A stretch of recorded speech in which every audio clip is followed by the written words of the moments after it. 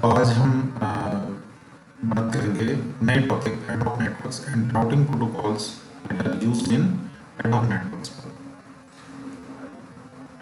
Ad hoc networks are created by the set of mobile computing devices and using the Wi-Fi. So mobile ad hoc networks is created by a set of mobile nodes on a shared wireless channel, जिस पर कि जितने भी devices उससे connect होंगे उस समय, है ना, वो एक ब्लूटूथ के जरिए वाईफाई के जरिए आप जो भी एक नेटवर्क बनाएंगे उस नेटवर्क पर जो भी नोड्स होंगे वो सब आपस में कनेक्ट हो जाएंगे। दूसरे जितने भी इसके ऊपर कंप्यूटर होंगे एडहॉक नेटवर्क्स पे किसी भी टाइम में, वो सभी ऑटोनोमस कंप्यूटर्स होंगे। ऑटोनोमस कंप्यूटर्स का मतलब है कि वो उनके पास अपनी ऑपरेटिंग सिस्टम होगी, अपनी एप्लीकेशंस होंगी और वो जो है एक दूसरे से डेटा शेयरिंग करेंगे केवल। So this network is adaptable to the highly dynamic topology resulted from the mobility of network nodes. तो डायनामिक टोपोलॉजी क्यों कहा, हाईली डायनामिक टोपोलॉजी क्यों कहा? क्योंकि सारे नोड्स कैसे हैं, मोबाइल नोड्स हैं। तो सब अपनी जो पोजीशन है वो बदल रहे हैं, लगातार बदल रहे हैं। जब पोजीशन बदलेंगी नोड्स की तो उनकी जो अरेंजमेंट है नेटवर्क के अंदर, है ना, वो भी बदलेगी और अकॉर्डिंगली वो एक दूसरे से उनके पाथ भी बदलेंगे, राउटिंग जो पाथ है उनके वो भी बदलेंगे। सो ये सारी चीजें होती है। And change propagation conditions. Propagation माने एक जगह से दूसरी जगह डेटा जाने की जो कंडीशंस है वो भी बदलेंगी। So MANET must be able to provide the required quality of service for the delivery of real time communications. Real time communications means जैसे कि हम फोन पे बात करते हैं या आज वीडियो शेयरिंग करते हैं, वीडियो कॉल्स करते हैं, उस तरीके से। तो रियल टाइम कम्युनिकेशन जैसे फोन पे बात करते हैं और या फिर वो करते हैं, उन दोनों तरीके की डेटा डिलीवरी को ये परमिट करता है। That poses a number of different technical challenges, और ऐसा करने के लिए बहुत सारे हमारे पास चैलेंजेस रहेंगे किसमें, एडहॉक नेटवर्क्स में, and new definitions. So minute has its applications in various areas including academic, defence, disaster recovery, industrial environment and healthcare. There are the research challenges in MINET like efficient routing procedures, mechanism for reducing power consumption and extending the battery life, mechanisms for efficient bandwidth utilization and increasing the communication capacity, information security and developing more powerful mobile devices. So these are the various application areas where MANET can be used. And now each mobile node participating in the network must implement traffic conditioning, traffic marking and buffer management or queue scheduling schemes. In MANET, since the mobile nodes can have simultaneous multiple roles, means it can initiate the communication। जो initiate करता है उसको हम इंजरेस कहते हैं और जो intermediate nodes होते हैं उनको हम इंटीरियर नोड्स कहते हैं और डेस्टिनेशन वो फाइनल नोड है जिसके पास वो डाटा जाना है। So it was found that the traffic conditioning and marking must be implemented in all mobile nodes acting as a source, ingress nodes, buffer management and queue scheduling schemes must be preferably by all mobile nodes के पास होनी चाहिए, सबके पास होनी चाहिए। और कोई एक initiator होगा, कोई एक डेस्टिनेशन होगा और उसके अलावा जितने भी नोड्स एडहॉक नेटवर्क्स में हैं वो सब कैसे हैं, इंटीरियर नोड्स हैं, है ना। So what is the need and applications of MANET? So MANET is generally justified by the possibility of building a network where no infrastructure, MANET means mobile ad hoc networks, if I have not discussed this, MANET means mobile ad hoc network. So MANET is generally justified by the possibility of building a network where no infrastructure exists, कोई wiring, कोई cabling कुछ भी नहीं करी हुई है, or to have a free network where users can communicate without cost, providing the node density is sufficient From the user's perspective, following are the major problems in mainnet applications. First is users motivation for using large scale mainnet are not clear. अभी भी लोगों को नहीं पता है, उसके benefits नहीं पता है, इसलिए यूज नहीं करते हैं. जिनको पता है वो बराबर यूज कर रहे हैं. Application scenario able to attract user interest are missing. Third is there is a lack of effective mainnet implementations that can be used by non-expert users. And next is the mesh network is a more pragmatic approach to build multi-hop ad hoc networks. तो ये 4-5 issues हैं user के point of view से, है ना. अब हम इसको डिटेल में बात करते हैं मोबाइल एड हॉक नेटवर्क्स की. Minute. So there are two variations of mobile wireless communication networks. The first is known as mobile cellular network, जो हम यूज करते हैं मोबाइल फोन्स, उसका वाला network which is infrastructure based. Infrastructure based ये मैं आपको 802.11 जब मैंने प्रोटोकॉल पढ़ाया थी तब मैं आपसे बता चुका हूँ कि इंफ्रास्ट्रक्चर बेस्ड क्या होते हैं, है ना. और एड हॉक दूसरा फॉर्म जो है. इंफ्रास्ट्रक्चर में कुछ हद तक तो केबलिंग करी हुई होती है, वायर्ड होती है, वायर्ड नेटवर्क्स होते हैं. और उसके आगे का हिस्सा, जैसे कि अगर आप मोबाइल सेल फोन की बात करें, सेल फोन की जब हम बात करते हैं तो उसके टावर तक जो कनेक्शन आ रहा है वो वायर्ड कनेक्शन है, और उस टावर से एक वो वायरलेस नेटवर्क या एक सेल्यूलर एरिया क्रिएट करता है. उसके अंदर जो जो नोड होते हैं वो उस टावर के थ्रू कम्युनिकेशन करते हैं, और उनके डाटा को लाने ले जाने के लिए जो बैकबोन केबल होती है वो एक टावर से दूसरे टावर तक उस पर रहती है, केबल पे रहती है. तो इसका कुछ पोर्शन कैसा रहेगा इंफ्रास्ट्रक्चर बेस में, केबलिंग पे होगा, और दूसरा जो कुछ पोर्शन होगा वो वायरलेस मोड में होगा. तो and the second is known as the mobile ad hoc network, जिसकी अब हम बात कर रहे हैं, विच इज इंफ्रास्ट्रक्चर लेस. इसमें कोई इंफ्रास्ट्रक्चर नहीं होता है. ये नोड, मोबाइल नोड आपस में ही कनेक्ट करके बनाते हैं इसको. सो ये इंफ्रास्ट्रक्चर बेस्ड वाला हम 802.11 में पहले पढ़ चुके हैं. A mobile cellular network consists of an array of radio cells in a fixed infrastructure which performs centralized administration. Mobile stations within the footprint of a base station directly communicate with the base station, which is in turn towards traffic to destinated destinations. और इसमें जो होता है single hop architecture होता है. जो cell phone network बनता है उसमें मोबाइल नोड डायरेक्ट टावर से कम्युनिकेशन करता है, बीच में कोई इंटरमीडिएट नहीं होता. जबकि इंफ्रास्ट्रक्चर इसमें मोबाइल एड हॉक नेटवर्क्स में जैसे ही थोड़ा थोड़ा एरिया बढ़ने लगेगा तो इतनी दूर वो डायरेक्ट सिग्नल को नहीं ले जा सकता, तो वहां पर एक से कुछ इंटरमीडिएट नोड्स के जरिए होता हुआ फिर डेस्टिनेशन तक पहुंचता है. Thus, among other tasks, the base station assumes the role of a router. A system with a fixed infrastructure is basically a two-hop system. Mobile cellular network discussed so far in this text have been of the infrastructure based variety. है ना, जो ये वाले थे cellular वाले थे वो इसकी है. अब हम उसके बाद बात करते हैं किस पे आ गए हम, इंफ्रास्ट्रक्चर लेस वाले पे. तो infrastructure less mobile networks are commonly known as ad hoc networks और mobile ad hoc networks.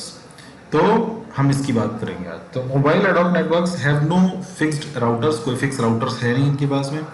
All nodes are capable of movement, सारे नोड मोबाइल नोड हैं, सब चलते रहेंगे और कम्युनिकेशन भी होता रहेगा. And can be interconnected dynamically in an arbitrary manner, और ये आपस में एक दूसरे से कनेक्ट होते रहेंगे, डिस्कनेक्ट भी होते रहेंगे अगर रेंज से ज़्यादा दूर चले गए तो, और है ना, ठीक. So nodes of ad hoc networks behave as routers. यही नोड्स राउटर हैं, यही नोड है, यही नोड इंटरमीडिएट नोड है, यही डेस्टिनेशंस हैं, यही इंजरस हैं, इसमें सब कुछ यही है. So nodes of ad hoc network behave as routers that discovers and maintain routes to other nodes in the network. Route भी यही बनाएगा, राउटिंग टेबल भी यही तैयार करेगा, और डाटा ट्रांसफर भी होगा तब इसी के द्वारा. So a node in an ad hoc network directly communicates with other nodes in the network. है ना, कोई बीच में नहीं चाहिए, कोई इंफ्रास्ट्रक्चर नहीं चाहिए, कोई टावर नहीं चाहिए, दोनों एक्टिव होते हैं और दोनों आपस में ही राउटिंग करके और कम्युनिकेशन स्टार्ट कर देते हैं. If they are within the line of sight. However, there are also hidden nodes. Communication between a pair of hidden nodes needs to hop over one और मोर इंटरमीडिएट नोड्स। अगर range ज़्यादा है, दूरी ज़्यादा है उनके बीच में, तो उससे जो डेटा पैकेट होगा वो बीच के एक या दो नोड्स के ऊपर हॉपिंग करता हुआ आगे बढ़ेगा। जो बीच वाले हैं वो इंटरमीडिएट नोड्स हैं और वो सिर्फ डेटा फॉरवर्डिंग का काम करते हैं, वो डेटा को चेक नहीं करेंगे, कुछ नहीं करेंगे, ये देख करके कि हमारे ही नेटवर्क के किसी दूसरे नोड के लिए जो ये डाटा है ना, तो उसकी तरफ उसको फॉरवर्ड कर देंगे बस, जस्ट सो। हाउएवर, ये बता दिया मैंने, ठीक है। In this sense ad hoc networks can be thought of as multi hop network. तो हम एडहॉक नेटवर्क को इस तरीके से हम क्या कह सकते हैं कि ये मल्टी हॉप नेटवर्क है। जबकि जो इंफ्रास्ट्रक्चर बेस्ड वाला था उसमें मैंने आपको बताया कि सेल फोन से सारी कॉल्स डायरेक्ट टावर पे होती है और टावर से जो कुछ भी आता है वो सीधे मोबाइल पे आता है। तो ये क्या हुआ, सिंगल हॉप आर्किटेक्चर है और उसकी रेंज भी ज्यादा होती है, इसकी रेंज कम होगी और मल्टी हॉप आर्किटेक्चर है, ठीक। The connectivity in ad hoc network is much more complex than that in wireless networks with an infrastructure. It follows that the existence of effective routing protocol is essential for effective and efficient operations of mobile ad hoc networks. Okay? अब हम बात करते हैं कि ये तो ad hoc networks हो गए, ad hoc network का इंट्रोडक्शन हो गया, ये तो आपको लिखना है। दूसरा है आपके कोर्स में ad hoc routing protocols। तो ad hoc routing protocols क्या होते हैं, है ना, ये these are totally different from the infrastructure based wired networks वाले से बिल्कुल अलग होते हैं ये। So routing protocols for ad hoc networks can be categorised into two types. एक टेबल ड्रिवन होते हैं, या उनको हम कहें टेबल ड्रिवन ही कह लो चलो, है ना, और दूसरे होते हैं सोर्स इनिशिएटेड और डिमांड ड्रिवन, ठीक है ना। तो पहले जो होते हैं उनको हम उनकी बात करते हैं, that is table driven routing protocols. Table-driven routing protocols try to maintain consistent, up-to-date routing information from each node to every other node in the network. Each node is required to maintain one or more tables to store routing information. The examples of table-driven protocol is the DSDV, that is Destination Sequence Distance Vector Routing Protocol, and DSDV is a table-driven algorithm based on the classical Bellman-Ford routing mechanism. The table maintained by each and every mobile node in the network contains all the possible destinations and the number of hops to each destination in the network. यानी कि एक ये table बना लेता है कि जितने भी नेटवर्क में नोड हैं उन सब के लिए अब उस X नोड से Y नोड तक जाने में वो डायरेक्ट पहुंचेगा, सिंगल हॉप से पहुंचेगा, टू हॉप से पहुंचेगा, मैक्सिमम टू हॉप है। तो इसके अनुसार वो एक पूरी टेबल तैयार करके रखता है कि अगर इस नोड से इस नोड के बीच में आपको कम्युनिकेशन करना है तो वो कैसे होगा, उसके पास उसका रूट तैयार करेगा। राउटिंग प्रोटोकॉल है, रूट्स तैयार करती है, ठीक। तो ये हो गया table driven.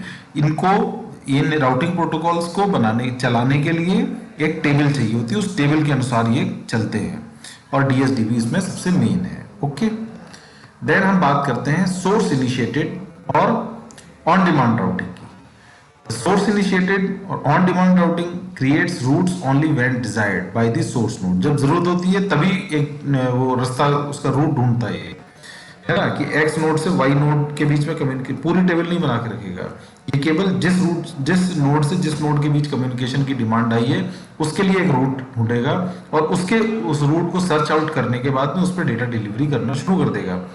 When A node requires a route to a destination, it initiates a route discovery process within the network. This process is completed only once a route is found and all possible route permutations have been explored. वो दिखा देगा सारे roots आपको, 3 या 4 या 2 जो भी roots हैं वो सब बता देगा और उसमें से जो बेस्ट होगा और फ्री होगा उस चैनल को यूज करके ये डेटा डिलीवरी करेगा। Once a route has been established, it maintains a route maintenance mechanism until either the destination becomes inaccessible along every path from source to source or until the route is no longer needed. As an example of the on-demand routing, सबसे famous example है DSR protocol, dynamic source routing.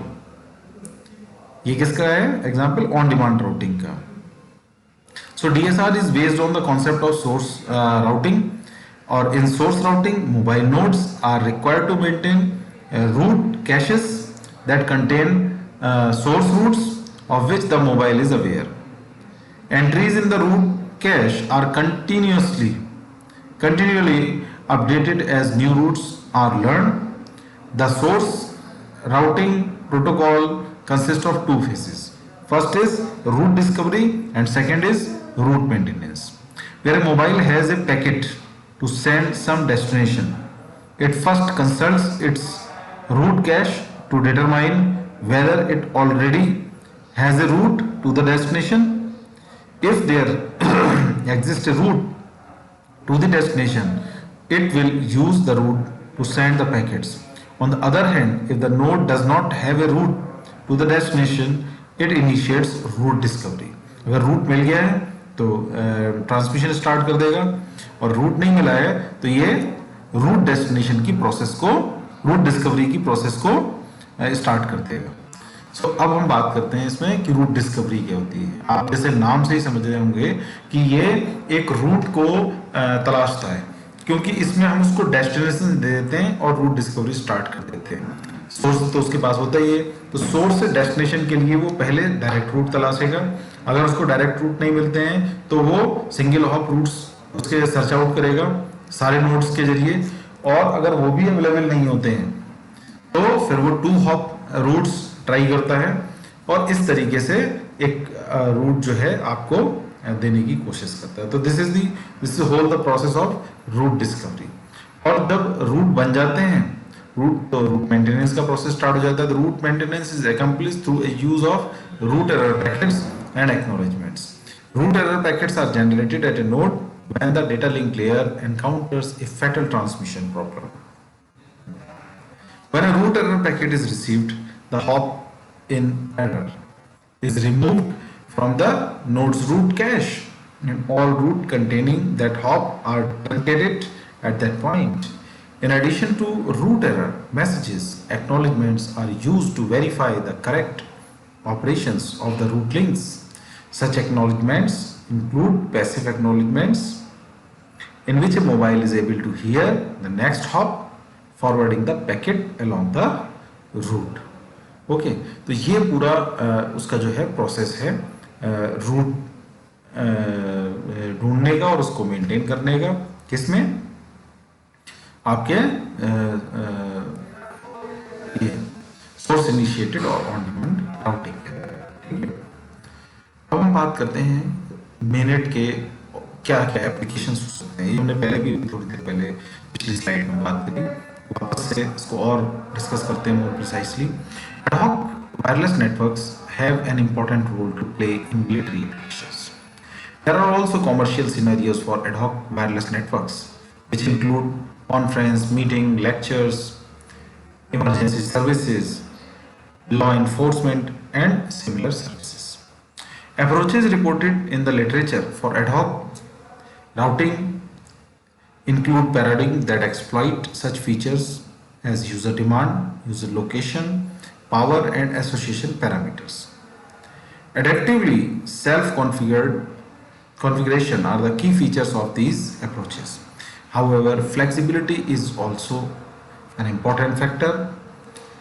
A flexible ad hoc network routing protocol, a flexible ad hoc routing protocol could responsibly invoke table-driven and/or on-demand approaches based on situations and communication requirement.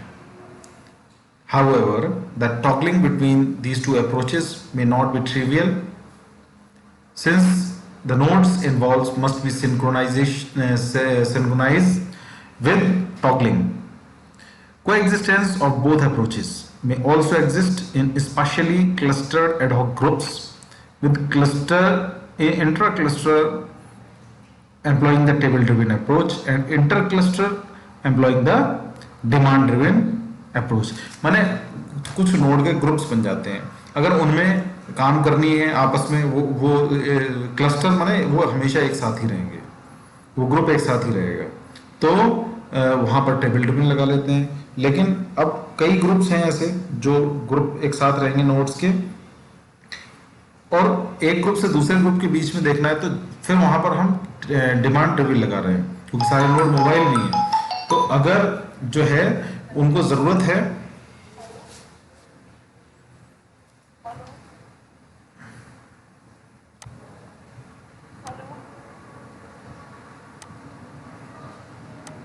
तो these are the some of the application areas of mainnet. ठीक है, let us proceed next. So these are the advantages and limitations of mobility models. Now we are going to discuss the mobility models. तो यहाँ पर क्या है कि इस mainnet को यूज में लेने के लिए कुछ मॉडल्स हैं। मॉडल्स ही परमिट करते हैं कि वहां पर किस तरीके से अरेंजमेंट होगा, क्या उनकी वे ऑफ कम्युनिकेशन होगा ट्रांसमिशन का, और ये सारी चीजें तो हम मोबिलिटी मॉडल्स डिस्कस कर रहे हैं। So to implement the movement of real mobile nodes that change the speed and direction with time, mobility models is the main source. The characteristics of the mobile nodes can be represented in ad hoc network using mobility models. After defining the node's characteristics or scenario, a network protocol may be examined for its usefulness of that networks. So there are two approaches that are used to model the mobility patterns in ad hoc network. One is the trace based and another is the syntactic based. So if a mobility pattern is to be set by observing the real life system, so traces are the better options. In trace based models everything is deterministic, सब कुछ पहले से पता होता है. In absence of traces, the syntactic models that have been proposed to represent the movement of mobility nodes realistically in ad hoc networks are present. The syntactic mobility models can also be classified based on the description of the mobility patterns in ad hoc networks, such as individual mobility movement and group mobility movements. तो ये दो तरीके हैं syntactic में. In case of individual mobility movement, mobility models attempt to anticipate mobiles traversing patterns from one place to another at a given point of time under various network scenarios. In the case of group mobility models try to characterize the groups traversing patterns with individualism averaged. Unlike trace-based mobility models, syntactic mobility models considered here have randomness, and further classifications can be made based on randomness.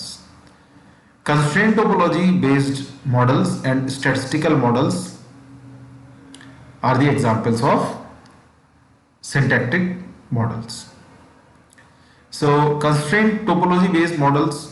In constraint topology based mobility model, mobile nodes have only partial randomness, and where the movement of nodes is restricted by obstacles, pathways, speed limits and others. If nodes are allowed to move anywhere in the area, the speed and direction are allowed to choose. It is termed as total randomness. The model that is based on total randomness is defined as the statistical mobility model. Okay, so based on specific mobility characteristics, the classification of mobility models is also made primarily into four categories. First is the random models, second is the models with temporal dependency, third is models with spatial dependency, and models with geographical restrictions. So these are the four categories of mobility models. In random models like statistical models, nodes move randomly and can be classified further based on the statistical properties of randomness. And random waypoint, random direction, random walk mobility model fall in this category. तो ये दूसरी category में आ गए random models. सबसे ज्यादा random models use होते हैं, है ना. तो the movement patterns of the mobility models with temporal dependency are likely to be influenced by their movement history, and Gauss-Markov and smooth random mobility models are the examples of this model category. Means models with temporal dependency वाली category के अंदर Gauss Markov का model है ना. और third is the in some mobility scenarios the mobility nodes tend to travel in a correlated manner.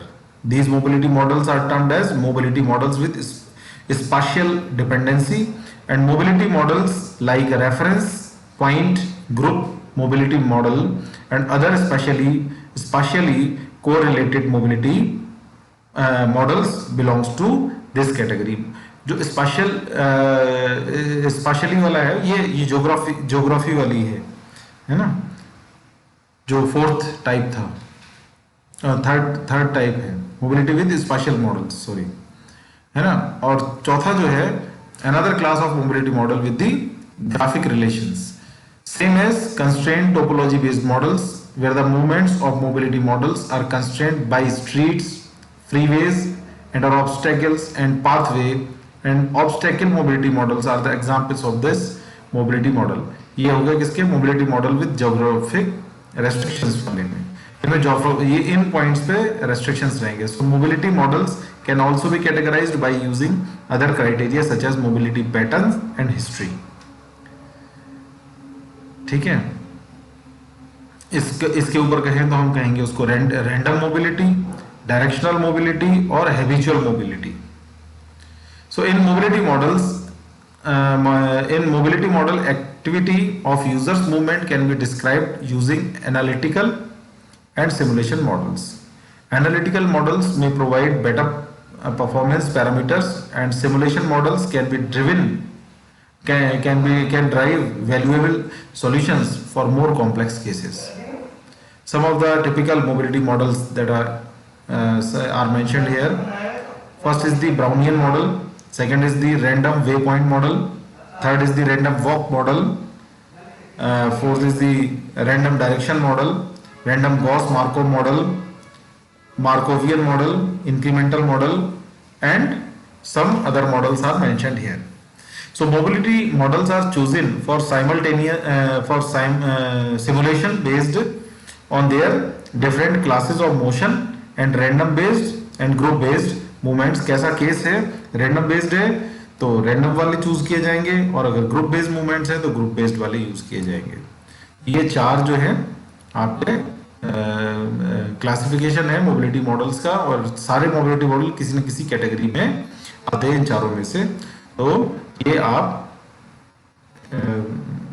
Choose कर सकते हैं अपनी वहाँ नेटवर्क की रिक्वायरमेंट के हिसाब से. तो ये उसी चीज को दिखाया है कि approaches used to model the mobility patterns. One is the trace based mobility patterns based on real life systems और दूसरे हैं syntactic based mobility patterns based on movements. अब वो मूवमेंट कैसा है ये देखना पड़ेगा, वहाँ रैंडम है या फिर ग्रुप बेस्ड है. इंडिविजुअल मोबाइल मूवमेंट्स ये रैंडम वाले लगेंगे. Use mobility travelling system and group mobile में ग्रुप वाले लगेंगे. तो group mobility mobile movements based on group traversing patterns, एक साथ कुछ ग्रुप चल रहा है तब. तो ये एक क्लासिफिकेशन है उसका और उसके अकॉर्डिंगली उसके आप अप्रोचेस चूज करेंगे और जो उसका मॉडल लगेगा वो आपको मोबिलिटी मॉडल उसका लेना पड़ेगा.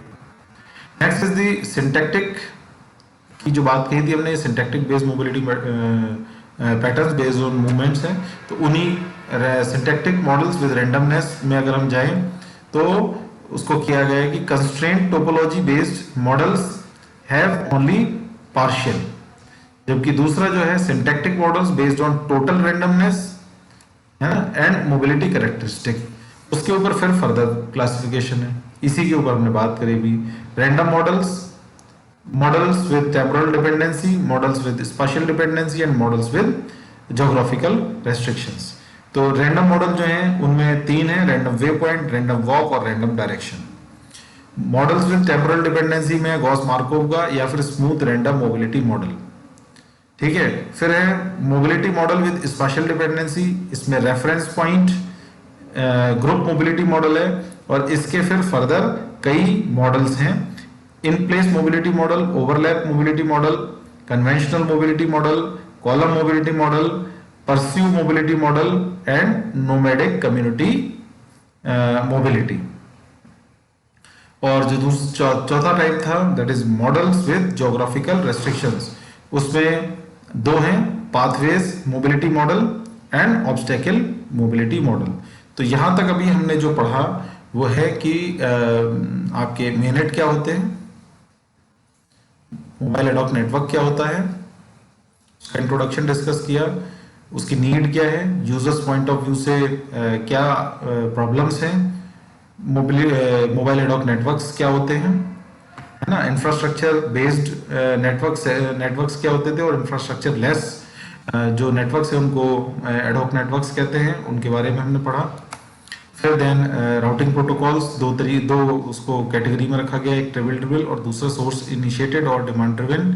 ये क्या होती हैं, इनकी कैटेगरी में कौन कौन सी प्रोटोकॉल्स हैं आपको एक एक बता दिए हमने। और उसके बाद जब ऑन डिमांड राउटिंग की बात करते हैं तो वहाँ पर हमने रूट डिस्कवरी की बातें करी, क्या रिक्वायरमेंट होती है और किन सिचुएशन में फिर हम जब उसको डायरेक्ट रूट नहीं मिलता है तो फिर वो रूट डिस्कवरी पे जाता है और एक नया रूट उसके लिए तलाशता है। उसके लिए वो पूरी उसकी स्ट्रेटजी हमने आपको डिस्कस करी। पहली क्या कि डायरेक्ट रूट ढूंढेगा, वन हॉप रूट ढूंढेगा, फिर अगर वो भी नहीं मिलता है तो फिर टू हॉप रूट जो है डिस्कवर करता है और उस रूट को सेव करके अपने पास रखता है और फिर फर्दर कम्युनिकेशन के लिए यूज करता है। देन रूट मेंटेनेंस, उसका applications of minute, then advantages and limitations of mobility model बहुत इंपॉर्टेंट है आगे बढ़ने से पहले। तो ये आपके मोबिलिटी मॉडल्स थे। आज हम यहीं पे स्टॉप कर रहे हैं इसको, और जो राउटिंग प्रोटोकॉल्स हैं in detail we will discuss in the next lecture.